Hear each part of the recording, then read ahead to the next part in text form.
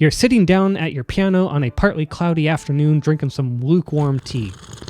You begin work on that piano piece that you've been chipping away at for 2 months. As you are practicing, you get a sudden urge of inspiration to try playing the piece faster and build your technique. So what is the idea you come up with to speed up the piece and build your technique?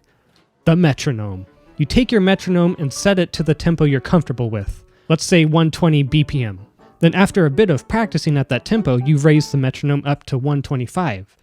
Then later, 128. You want to force yourself to play even faster to build that technique. So you then crank up that metronome to 133, then 136, then 140. As you continue to crank up that metronome speed, you are feeling more and more tension in your hands, wrists, and arms. But that's good, right? Like they say, no pain, no gain. You keep going, raising that metronome speed. Tension is building up more and more in the arms until eventually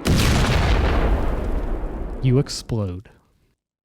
Just kidding, you are very unlikely to explode. But what is likely is that by using the metronome in this way, all you are doing is teaching yourself to play with a large amount of tension, which is detrimental to building technique. It can cause speed walls and it can actually lead to injury as well. Using the metronome to build technique has never once worked for me.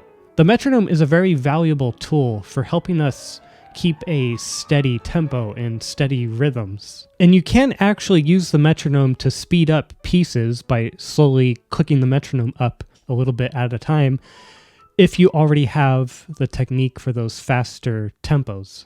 But using the metronome to build technique that you don't already have, I have found has never worked for me personally, and has only ever led to bad habits, particularly with tension, that I then have to unlearn. So it wastes a bunch of time.